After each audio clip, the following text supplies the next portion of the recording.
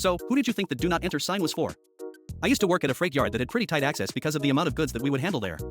On any given day there'd be hazardous chemicals, millions in electronics, or even military equipment. Well, this older man shows up and tells me how he used to work there and how he'd like to see the place again. I told him I would show him around, but it was gonna be 20 minutes for me to finish up some work. Not 10 minutes has gone by when a truck driver pops his head in and says, "You gotta get out here." Apparently the old man decided not to wait for me and look around the yard himself even though there were signs clearly saying not to enter and it was the wrong way. Did I also mention the spikes on the ground? Well, his tires were shredded to pieces from them. I walked over to him to ask if he wanted to borrow a phone to call for a tow and he replied that he was going to call the police and that I had to make it right by him or I was spending the night in jail. At this point I'm at a loss for words. I tell him to go ahead and call the police. I knew all they were gonna do was call the on-site agent that was stationed there because of the military equipment. I walk back to my office and listen to the conversation.